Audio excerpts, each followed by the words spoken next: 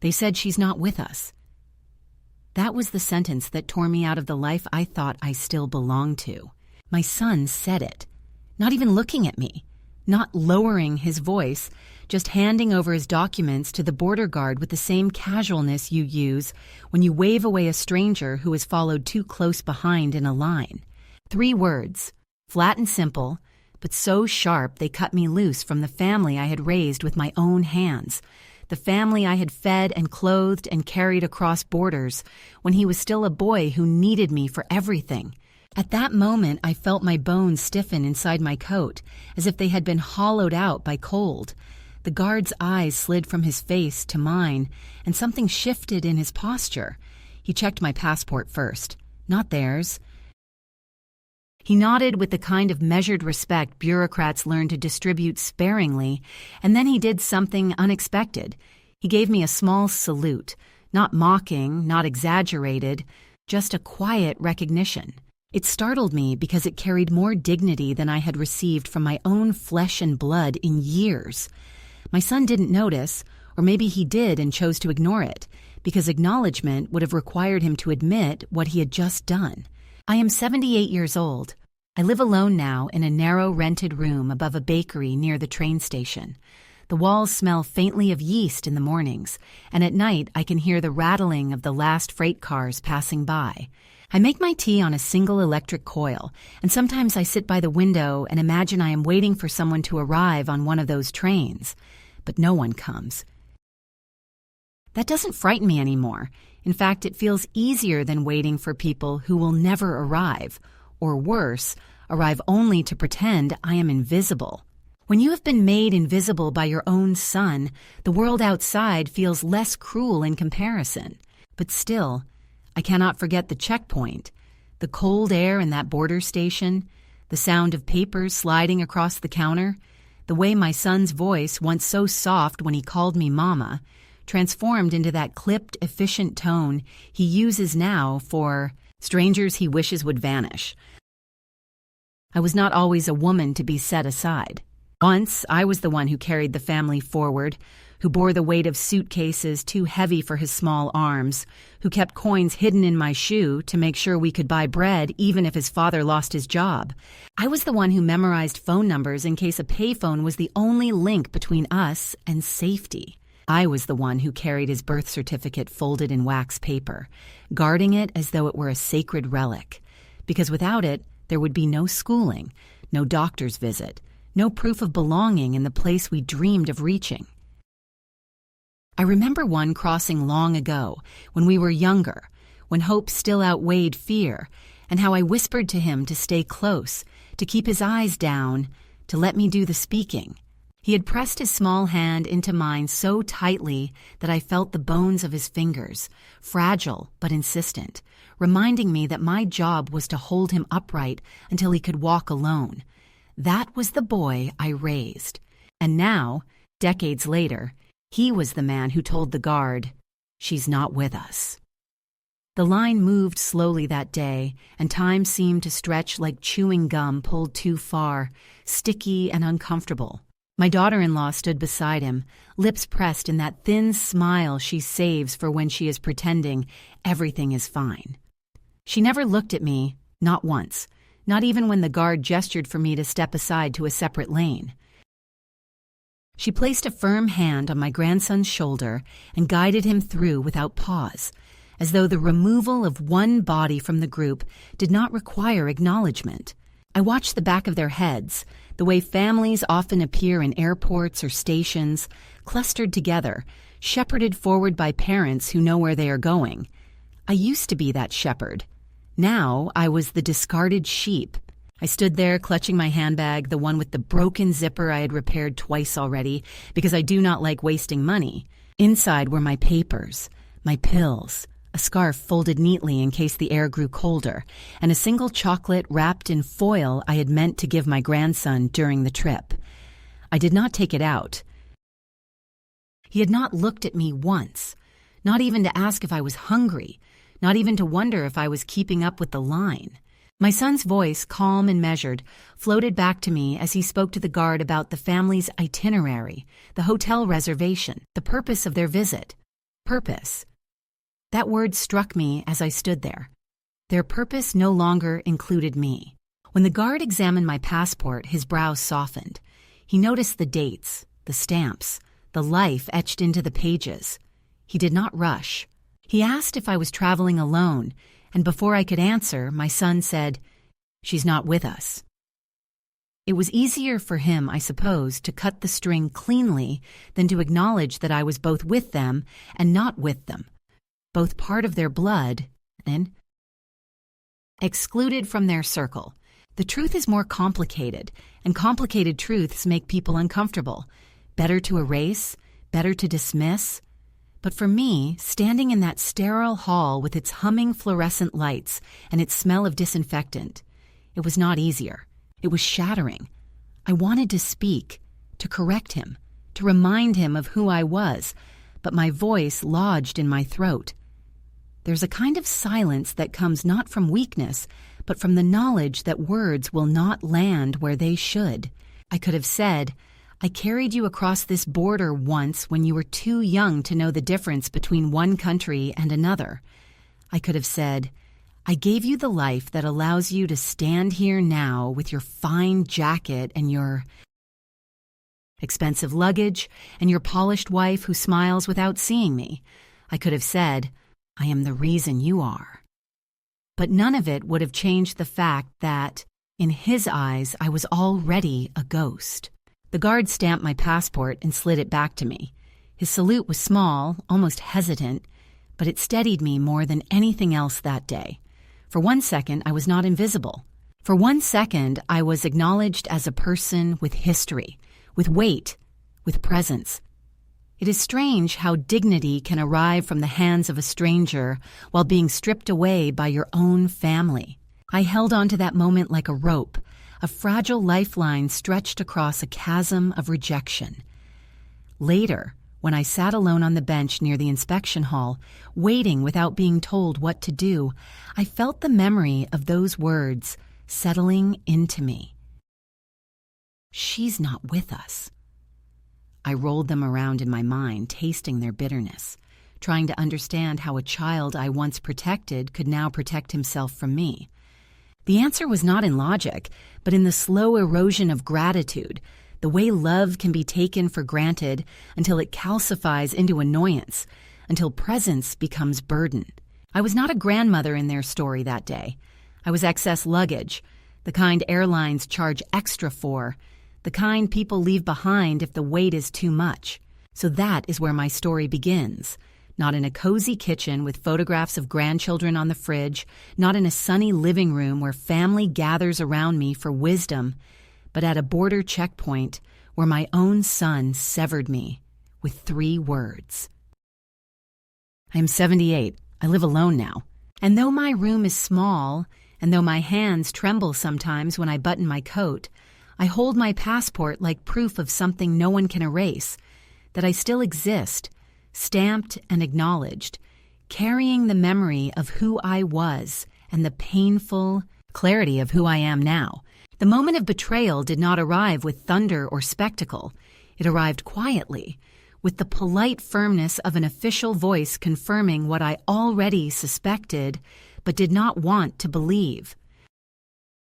The guard, after stamping my documents and handing them back with that subtle salute, glanced at the screen before him, his finger moving along the list of travelers connected by one booking number. He hesitated, then looked up at me again with a kind of careful compassion that almost embarrassed me.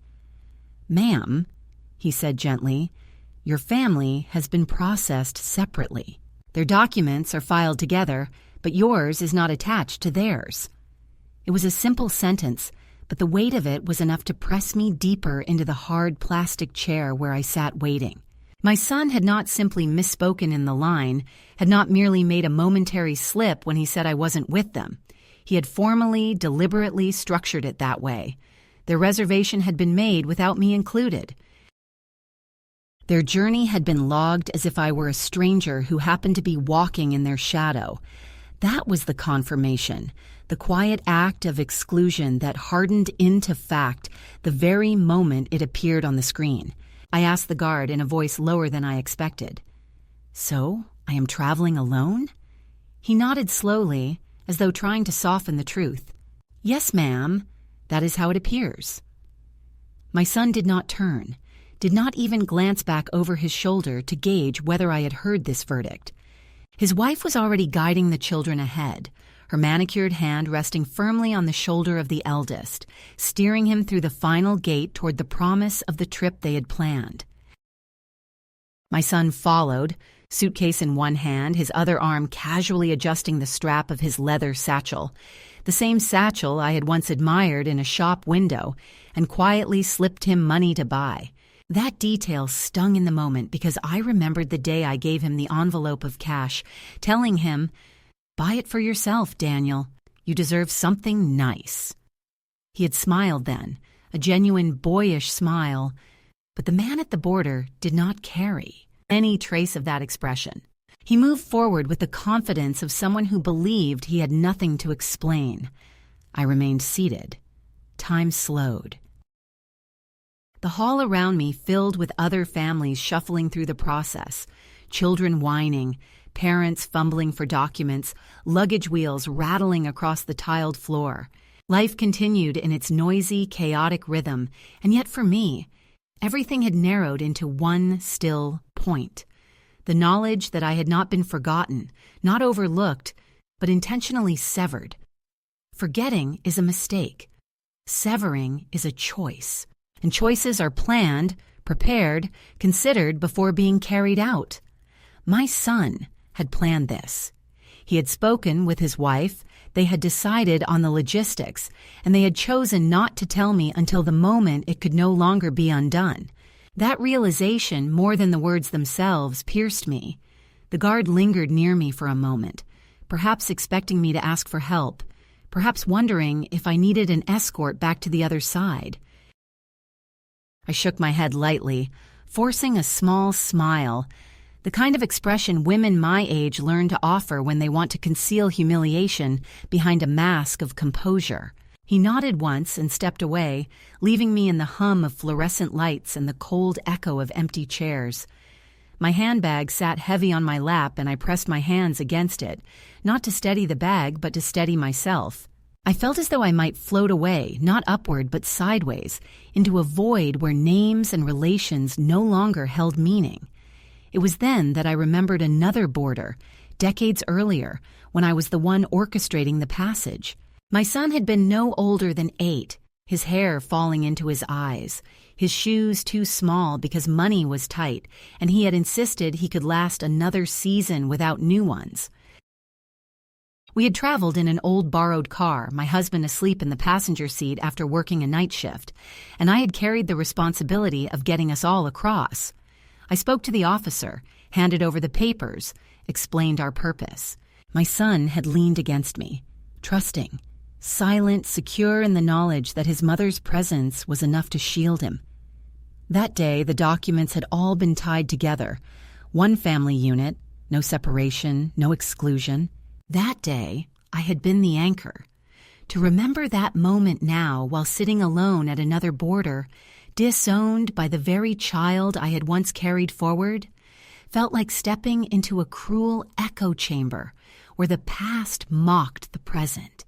When the family returned from the secondary inspection where their luggage had been checked and their plans confirmed, my son walked past me without pausing.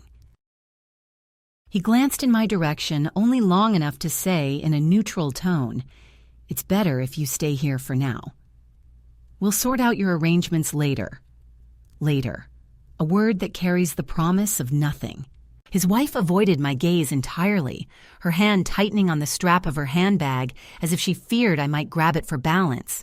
The children followed quietly, their eyes on the floor, not daring to look at me, though I knew at least one of them must have wondered why their grandmother was not walking with them.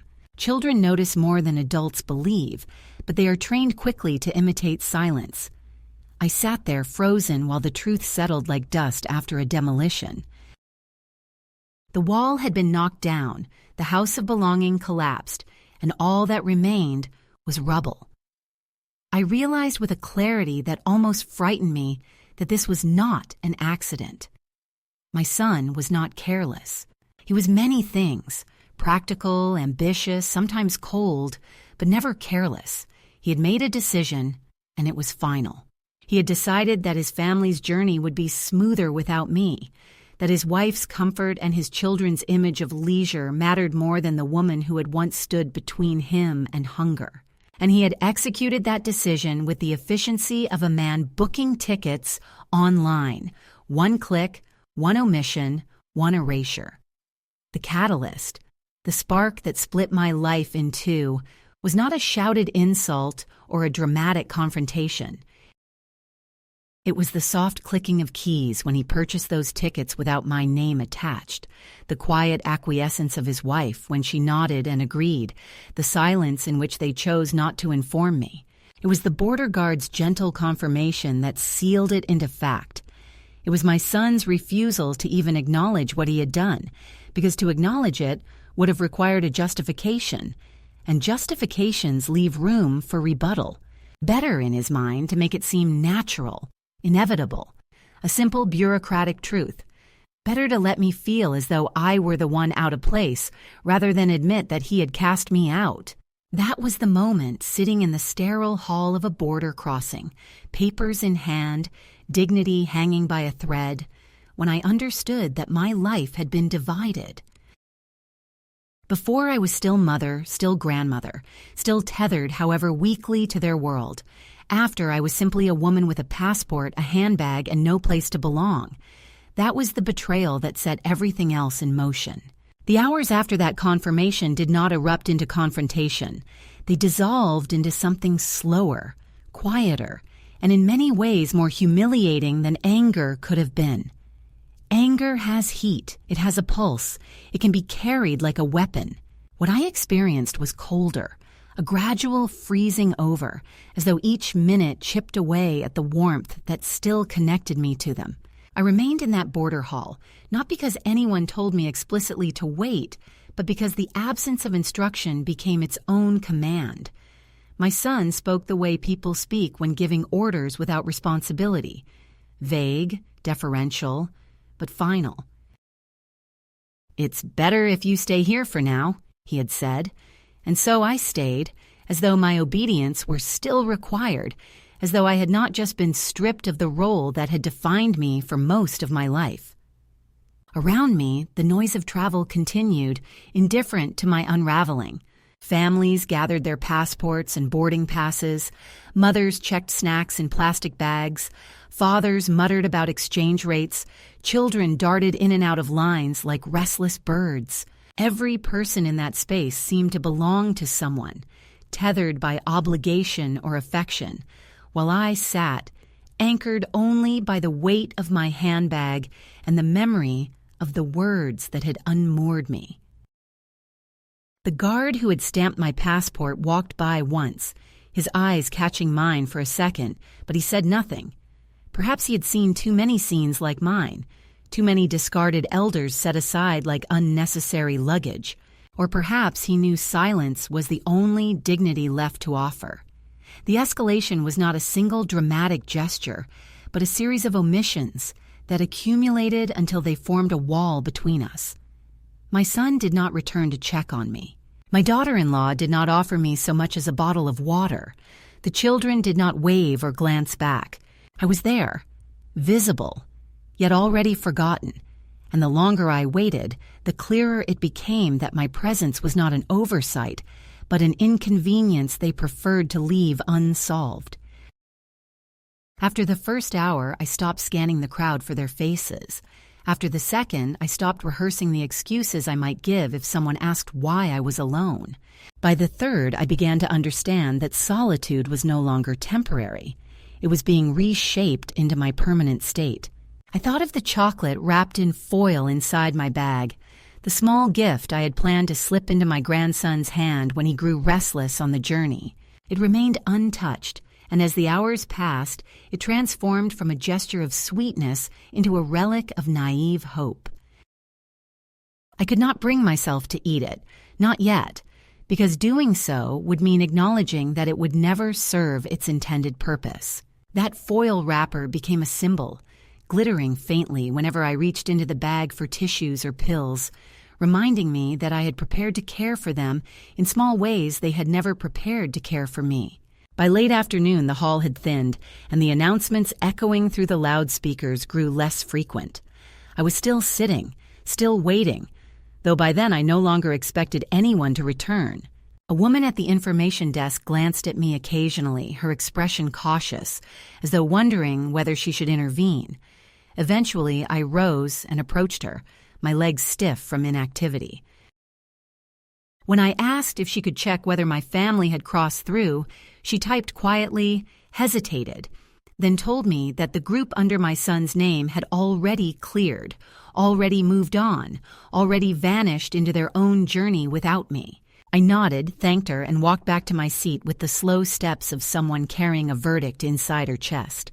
The escalation was in the details. The way my phone remained silent in my bag, no messages arriving to explain or apologize. The way my son's face, when last I saw it, was composed into a mask of neutrality, a man avoiding confrontation not out of kindness but out of convenience. The way my daughter-in-law's hand tightened on her child's shoulder, steering him away from me as though I were a figure best left unacknowledged. Each detail on its own could have been forgiven, dismissed as fatigue or oversight, but together they formed a pattern too deliberate to ignore. And in that pattern, I saw the shape of my future, diminished, excluded, managed into silence. I tried to imagine what they were doing at that very moment, perhaps checking into a hotel with clean sheets and a view of the water, perhaps ordering room service, my son sipping a drink while his wife unpacked their coordinated outfits, the children flopping onto the bed with their phones. I wondered whether they spoke of me, whether my absence was explained as a logistical mishap or brushed aside altogether. I wondered whether my grandson asked where I was, and if so, what answer he was given. She's resting, perhaps. Or she'll join us later.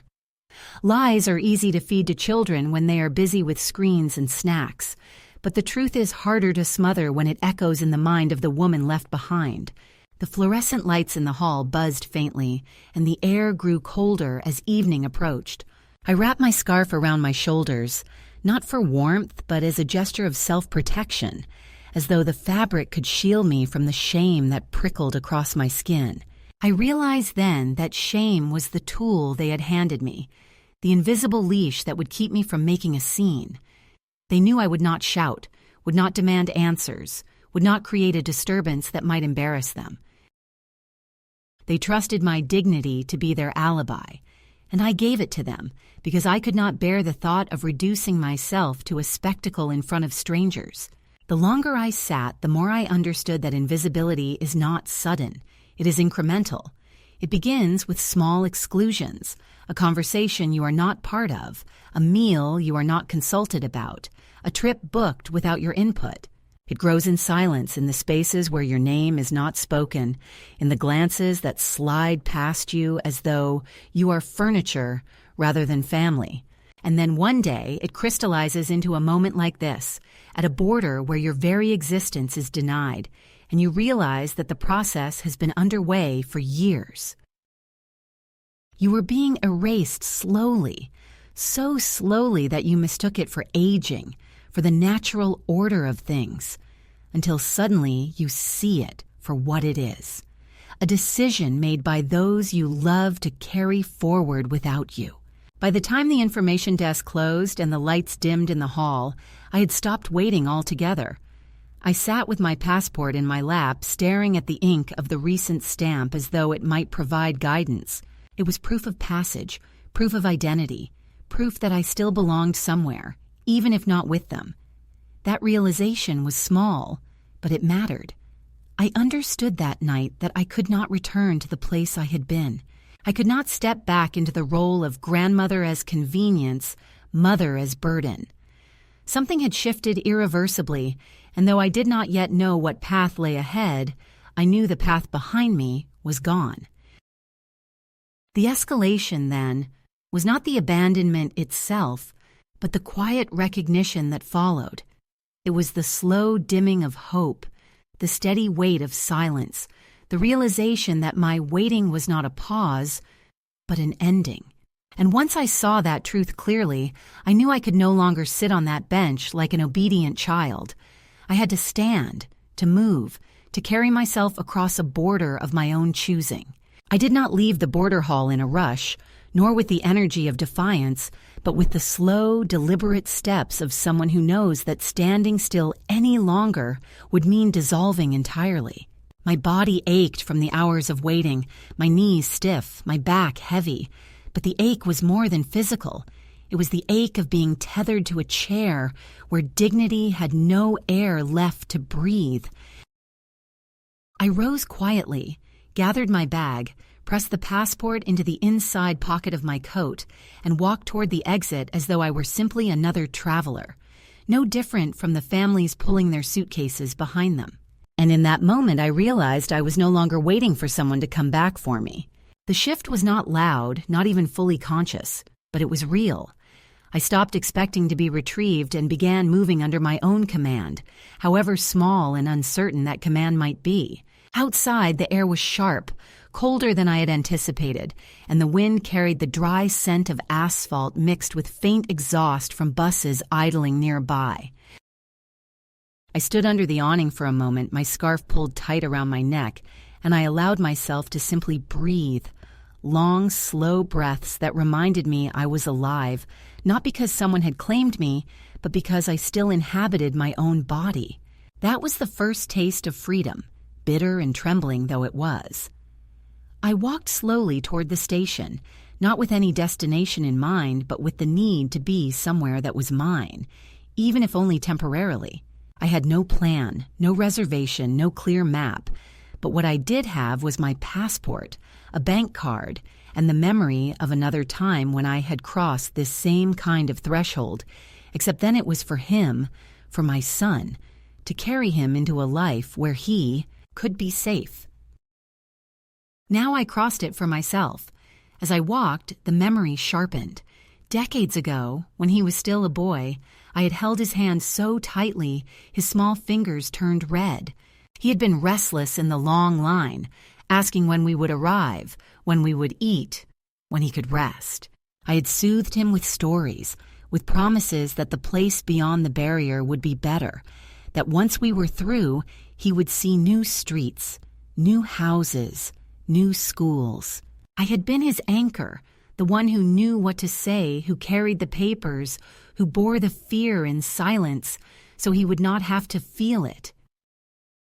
That memory came back with such vividness that I almost turned, almost expected to see that small boy again, tugging at my sleeve. But of course there was no child at my side, only the shadow of a man who had long since chosen to release my hand. The irony was sharp. The very border I had once crossed to deliver him into belonging had become the border where he cut me loose. And rather than collapse under the weight of that irony, I felt something inside me harden into clarity. If he had let go, then I too could unclasp my grip. At the station counter, my voice surprised me. It did not tremble when I asked for a ticket. It carried the firmness of a woman who had made a decision, however impulsive. I did not ask for the cheapest option, nor the most convenient. I asked for the next departure to a place I had not seen in years, a place that stirred in me an image of younger days when life was still possibility.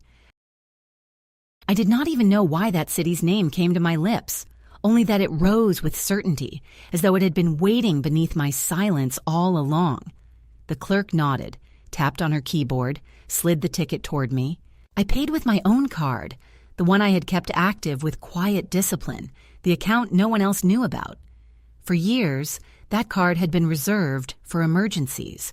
I realized, standing there with the ticket in hand, that this was precisely such an emergency, though not of the kind I had once imagined. It was not illness or accident. It was the emergency of erasure, the crisis of being told you no longer belonged. The remedy was not to plead for re-inclusion, but to claim independence. On the bus, I sat by the window, the seat beside me empty, my bag resting on my lap. The lights of the border faded behind me as the vehicle rumbled onto the darkening highway, and for the first time in hours, I felt the possibility of movement in my chest. Not joy, not relief, but movement. I watched the road unfold, headlights sweeping the pavement, signs flickering past. My hands remained steady on the bag, my breathing slow and deliberate. I thought of the chocolate inside, still untouched, and instead of sorrow, I felt a strange sense of ownership. It was mine now, not a gift withheld, but a choice preserved. I could eat it whenever I pleased, or never at all. It was a small, almost laughable symbol, but symbols matter when everything else has been stripped away. Somewhere along the ride, I closed my eyes and allowed myself to imagine what awaited me. Not family, not reunion, but something quieter. A room with a bed that belonged to no one but me. A morning where I could drink tea without being told where to sit. An evening where silence was not a punishment, but a companion. These were small visions, humble, but they glowed in my mind with the light of possibility. That was the shift. I no longer thought of what they owed me, nor of what I had lost. I thought, instead of what I could claim, however modest, however fragile. By the time the bus entered the city, the streets lined with dim lights and rain-slicked pavement, I felt the outline of a new self beginning to form. Not whole, not healed, but moving. The betrayal at the border was still raw. The words, "She's not with us," still echoing in my ears. But alongside that echo was another sound, quieter but insistent. My own voice saying, "I am with myself." And that was enough to begin. The days that followed my decision to step away from that border were not easy, and I would be lying if I said they were filled with sudden freedom or joy. They were marked instead by silence, by the unfamiliar rhythm of being untethered, by mornings that began without obligation and evenings that ended without anyone expecting me to appear in the living room or at the dinner table. At first, that silence pressed down on me like a heavy blanket, suffocating rather than comforting, because for so long, my identity had been built on noise, the requests, the reminders, the constant pull of being needed. Without those voices, I felt as though the air itself had gone thin. But little by little, I discovered that silence has textures, and that some of them are not heavy at all. Some are light, like the quiet of a room where no one is waiting to dismiss you. That realization did not come immediately, but it came eventually, as most truths do when you are forced into solitude. I rented a modest room in the city, a space that smelled faintly of old varnish and dust, but had a window that opened onto a narrow street where I could hear the shuffle of people going about their daily errands. The bed sagged in the middle, the chair wobbled, but it was mine, paid for with my own money, chosen without anyone's approval. That act of claiming even the smallest corner of space felt like a rebellion. And yet the past was not finished with me. For if the first escalation had been abandonment, the second arrived as the return of their voices, not in person at first, but through letters, phone calls, and the kind of pressure that disguises itself as concern. They had erased me at the border, but erasure is never clean. The outline of what is removed lingers, and the people who did the removing begin to notice the absence like a stain they cannot wash away. The first message came from my grandson, and it nearly broke me, though not in the way they intended. He had written in his unsteady teenage hand, "Grandma, where are you? Dad says you left. Mom says you were upset. I don't believe them. Please just tell me you're okay." The simplicity of his words carried more truth than all the elaborate excuses his parents must have rehearsed. I held the paper in my lap for a long time, tracing the lines of his handwriting with my finger, remembering the afternoons I used to spend with him building birdhouses or baking cookies, remembering how he was the only one who ever sat close to me, without being asked. His letter was not a demand, not a manipulation. It was a plea for reassurance, raw and honest. For a moment I considered packing everything, returning to the place I had fled, just to hold him and prove that I was still real.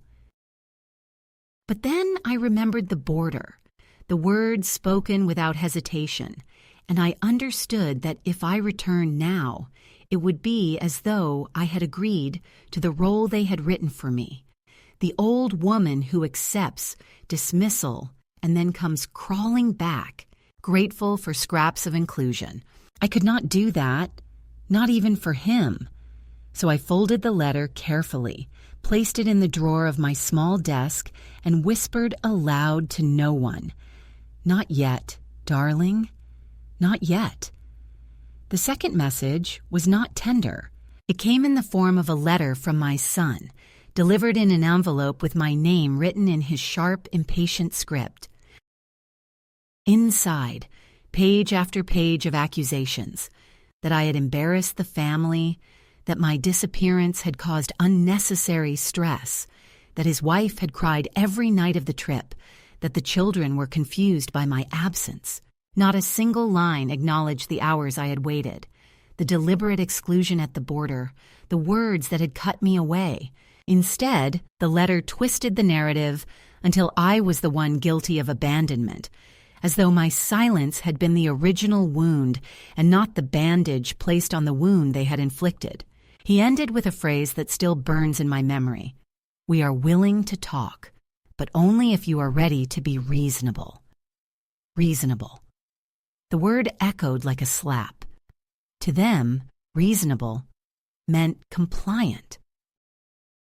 Reasonable meant erasing my version of events and swallowing theirs whole. Reasonable meant silence.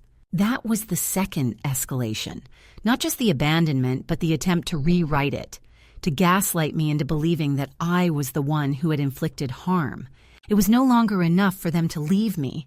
They needed me to accept blame for being left. And beneath the anger in his letter, I could hear the real fear that I might speak, that I might tell the truth, that I might claim a story that cast them not as dutiful children, but as the architects of cruelty. His panic was not about my well-being, it was about control.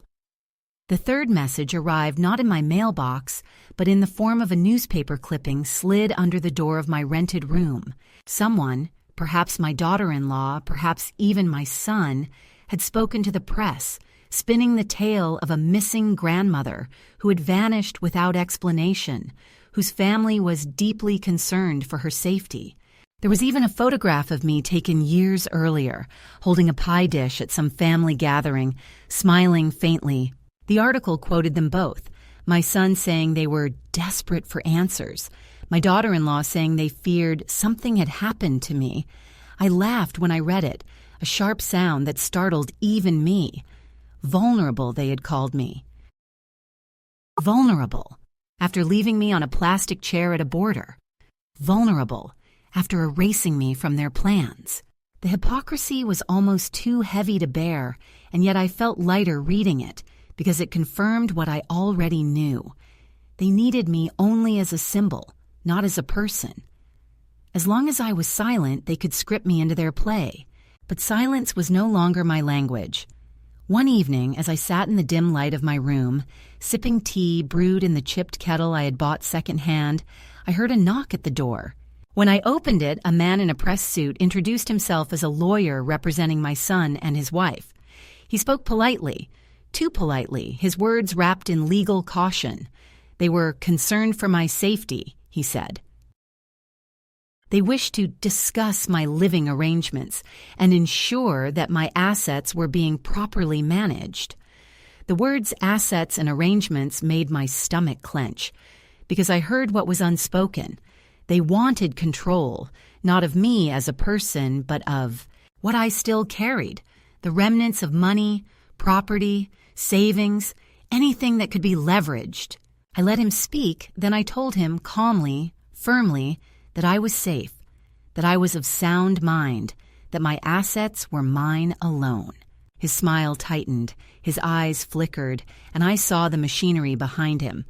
The family desperate not only to reclaim me, but to reshape me into someone pliant, someone managed.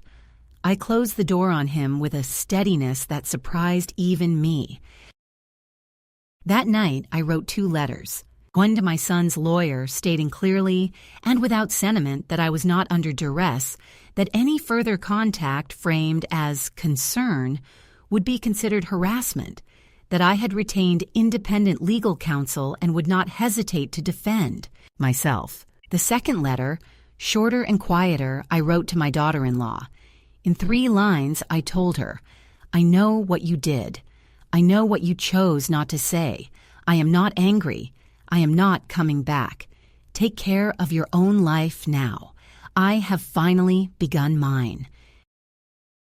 Writing those letters felt like tightening a knot that could not be undone. They were not pleas, not apologies, not even accusations. They were closures.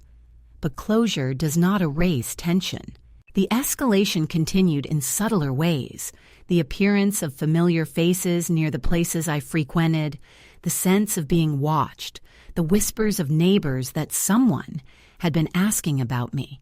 It was as though my absence had made me more present to them, my silence louder than any protest I could have voiced. And through it all, the one tether that remained uncorrupted was my grandson's letter, folded neatly in my drawer, waiting like a candle in a dark room.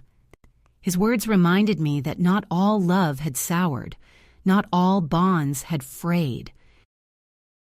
But even that tether tested me, because to respond to him would mean opening a door that his parents would rush through.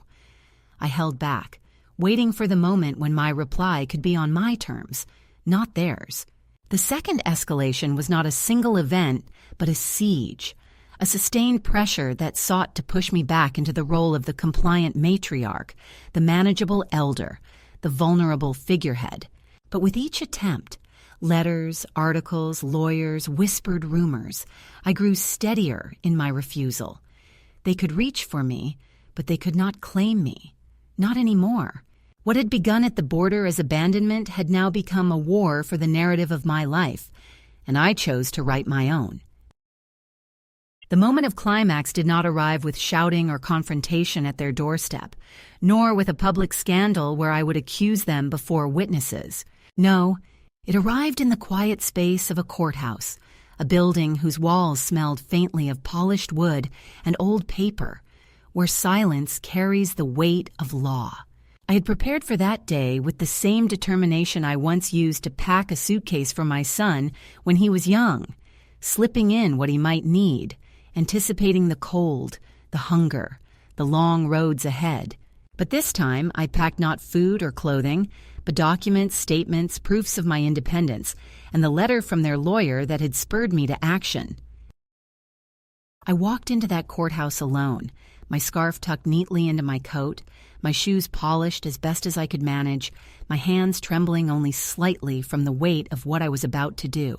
For months they had circled me with pressure, the letters demanding explanations, the whispers in the neighborhood, the legal threats disguised as concern. For months I had resisted, building walls of silence and replies measured with precision. But resistance alone was not enough. They still believed they could wait me out, that eventually I would yield, that the years of conditioning, of being the mother who sacrificed, the grandmother who complied, would reassert themselves. They underestimated the shift that had already taken place in me, the border I had crossed internally.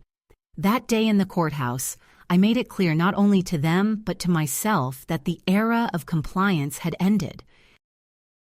I filed the documents that severed their claim over my life.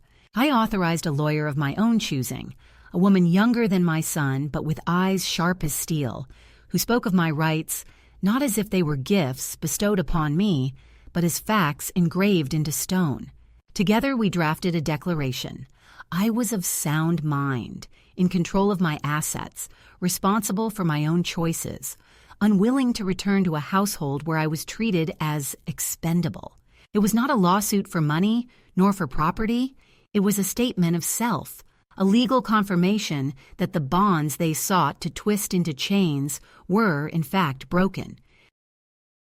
When I signed my name at the bottom, my hand steadied, as though it had been waiting decades for this moment. But the legal papers were not the only act of reclamation. That evening, after leaving the courthouse, I went to the post office and mailed a letter to my grandson. This time, I did not hold back out of fear of his parents intercepting it, nor did I disguise my truth in polite evasions.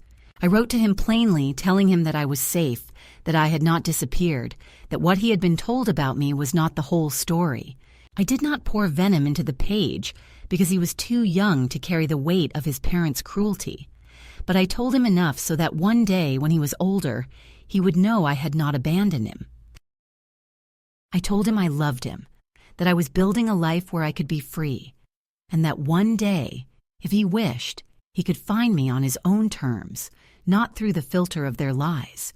As I sealed the envelope, I felt a rush of something I had not felt in years, the certainty that I was shaping my own legacy. The true climax, however, came not with signatures or stamps, but with the act of turning away from them once and for all. When my son called after weeks of silence, his voice sharp with frustration, softened only by the hollow performance of concern, I answered. I listened as he spoke of misunderstandings, of family duty, of the shame my behavior had caused.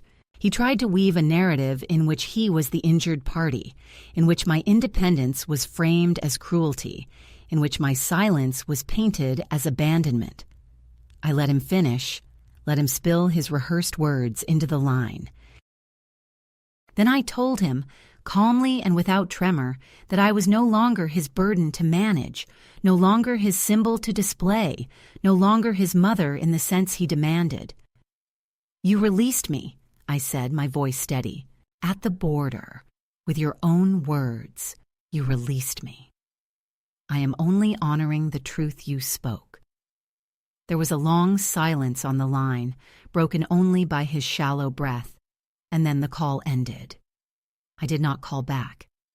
That was the climax, not a battle won through force, but a boundary drawn so cleanly it could not be crossed again. By taking legal action, I had stripped them of the tools they sought to use against me. By writing to my grandson, I had reclaimed the narrative they tried to twist. By answering that call and refusing to bend, I had spoken the truth aloud, a truth that could not be erased. The act was irreversible, like the border I had once crossed carrying him in my arms, except this time I crossed alone, for myself, into a country where my dignity belonged solely to me. When I returned to my small room that night, I laid the signed documents on the table beside my passport. 2 items side by side, one that proved my existence to the world, another that proved my independence to those who had tried to deny it. I looked at them for a long time, the ink still fresh, the weight of paper so much heavier than its physical form. It was not triumph I felt, nor vengeance, but something quieter, more enduring. It was finality. The ties that once bound me to their approval had been severed. I was no longer pleading to be seen. I had seen myself. In the weeks that followed, the noise around me softened, not because the world had become kinder or because my son had suddenly transformed into someone capable of remorse, but because I had stepped beyond the reach of their voices. It was as if, by drawing a line that could not be crossed, I had entered a new country where their words no longer carried jurisdiction. My room, small and imperfect as it was, became a sanctuary. Each morning I woke to the faint scent of bread from the bakery below. Each evening I closed my curtains against the yellow glow of the street lamps, and in between those hours I began to learn what it meant to live without waiting. Waiting had been my occupation for so many years, waiting for my son to call, waiting for an invitation, waiting for acknowledgement, waiting for gratitude. Without that constant suspension, time began to belong to me again, and I filled it with small rituals that were mine alone. I discovered a second-hand bookshop 2 streets away and spent afternoons wandering among shelves that smelled of dust and ink, running my fingers across the spines of novels I had once meant to read, but never had the chance. I bought one or two, carrying them home in a paper bag, and found that the words of strangers could keep me company in ways my family no longer could. I walked through the park at dusk, listening to the chatter of birds settling into trees, and sometimes I stopped to watch children playing, not with envy, but with a kind of detached tenderness, as though I were observing life rather than yearning for it. There was freedom in that, too, to witness without the ache of expectation. The passport remained on my desk, its stamp still fresh, its pages heavy with the record of where I had been. Beside it lay the legal documents that bore my name, proof that I belonged to myself. Together they became symbols not of travel or bureaucracy, but of survival. Whenever doubt tried to creep in, whenever I heard the whisper in my mind that perhaps I had been too severe, too unyielding, too proud, I looked at those papers and remembered the border, the bench, the silence, the words spoken so easily by the child I had once carried. She's not with us. Those words could not be taken back, but I had chosen to transform them. They no longer meant exile, they meant release. Sometimes I thought of my grandson, of the letter I had sent him, and I wondered what he felt when he read it. Perhaps confusion, perhaps comfort, perhaps a seed of doubt about the story his parents told. I did not expect him to come to me now, not while he was still so young and so bound to their household, but I allowed myself to imagine a future where he might seek me out, not out of obligation, but out of choice. If that day came, I would greet him with open arms, not as someone reclaiming what was stolen, but as someone offering a safe harbor. Until then, I would wait, not in despair, but in patience, because patience is different when it is chosen rather than imposed. I no longer rehearsed speeches in my head, no longer plotted how to make them understand, no longer wasted my nights wishing for apologies that would never come. Instead, I began to write, not letters this time, but fragments of memory, pages that told the story in my own words. I wrote about the border, about the plastic chair, about the chocolate wrapped in foil that still sat in my drawer. I wrote about carrying my son across another crossing years ago, about the feel of his small hand in mine, about the irony of being released by the same voice that had once called me Mama with such need. These pages were not for them, nor even for my grandson, but for myself, a record that my life had weight, that my voice existed, that I would not be erased quietly. As the season shifted, I noticed changes in myself. The fear that had once clenched my chest began to loosen, the bitterness that had burned at night began to cool, and in its place grew a steadier strength, one not born of anger, but of acceptance. Not resignation, but acceptance. The ability to see the truth without shrinking from it. I understood finally that the betrayal had cut deep, but it had also cut me free. And in that freedom was a strange, unexpected peace. I did not forgive them, for forgiveness is a gift they had not earned, but I did not carry their weight any more either. I placed it down gently and walked forward without it. So now, when I sit by my window at night and watch the trains rumble past, I do not imagine someone arriving for me. I imagine instead the movement itself, the endless crossings, the proof that borders are both barriers and beginnings. Mine was a border that ended one life and began another. And if there is another woman sitting somewhere tonight, holding her own silence like a burden, wondering whether she still exists because her family has declared her unnecessary, I would tell her this: if they say you are not with them, then be with yourself. That is not loneliness. That is strength. That is the beginning of freedom.